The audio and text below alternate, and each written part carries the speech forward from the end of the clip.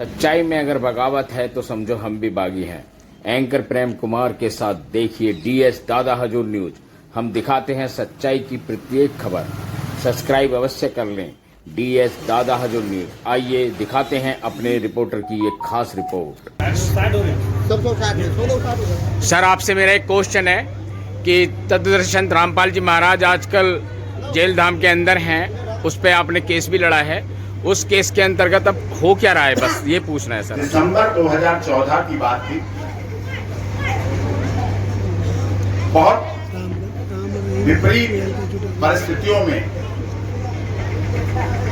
एक संत पर, जिस संत ने दहेज मुक्त शादियां, भ्रष्टाचार मुक्त समाज, जाति रहित समाज बनाने का काम किया, नशा मुक्त समाज बनाने का काम किया संत रामपाल दास जी महाराज ने। लेकिन राजनीति की वजह से, राजनीतिक साजिश और षड्यंत्र के वजह से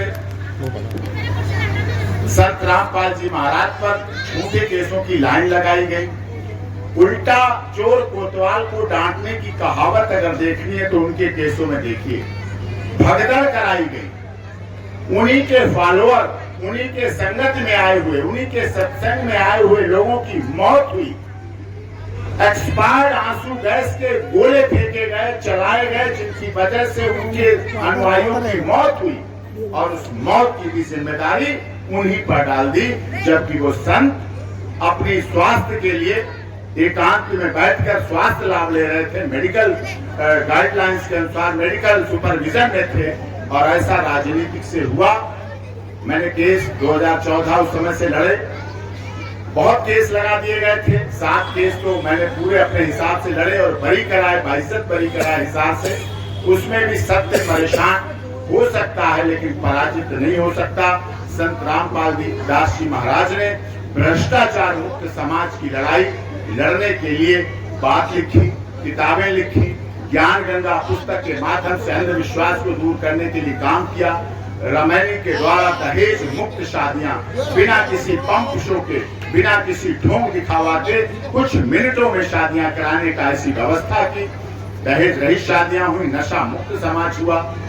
मानव को गले लगाए। मानव धर्म सच्चा है, जाति नहीं। हिंसा किस तरह की है, शाकाहारी समाज बने, इसके लिए उन्होंने बहुत संघर्ष किया और संघर्ष का परिणाम अच्छा होगा निश्चित तौर पर।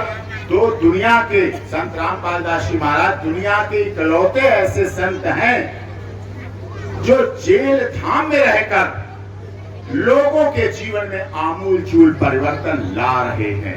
पहले उनके आश्रमों की संख्या 4 थी, अब आश्रमों की संख्या जेल धाम में रहते रहते 400 हो गई है। आप समझ सकते हैं कितनी अलौकिक शक्ति है, कितनी अलौकिक अलमाइटी पावर का रूप है संत रामपाल दास जी महाराज जी। सत साहिब के उद्घोष के साथ कार्य करते हैं और निश्चलता के साथ कार्य करते हैं, और देख रहे हैं आप। और निश्चित तौर पर जो उन्होंने आवाज उठाई वो आज आवाज जरूरत है, चाहे जुडिशरी की आवाज हो, चाहे भ्रष्टाचार की बात हो। आज हमारे देश के प्रधानमंत्री जी भी कह रहे हैं कि भ्रष्टाचार हमारा, लड़ाई हमारी भ्रष्टाचार से है, जातिवाद से है, और इस कार्य को तो संत रामपाल दास महाराज जी वर्षों वर्ष से कर रहे हैं। सर, एक क्वेश्चन और राम रहीम सिंह जी पैरोल पर बाहर आ जाते हैं बार बार, लेकिन संत तत्वदर्शी रामपाल जी महाराज जी को पैरोल क्यों नहीं मिलती? राजनीतिक मामले हैं, देखिए उन्हें पैरोल पे आके कुछ करना होता होगा, लेकिन संत रामपाल दास जी जेल को ही जेल धाम बना देते हैं। उन्हें जेल से पैरोल चाहिए होती होगी, वो तो जेल धाम को ही जेल को ही जेल धाम बना दिया, और वहां कितने लोगों के जीवन में आमूल चूल परिवर्तन आया है। वहां के जेल के बाहर हर महीने ट्रालियों से मिट्टी डाली जाती है। क्यों? क्योंकि महीने में मिट्टी वहां की साफ हो जाती है, लोग ले जाते हैं, उसे भूमि समझते हैं। सोचिए, आस्था, श्रद्धा और विश्वास का कितनी बड़ी मिसाल है संत रामपाल दास जी महाराज जी। तो निश्चित तौर पर ये एक अलौकिक है, अद्भुत है और अकल्पनीय शक्ति है।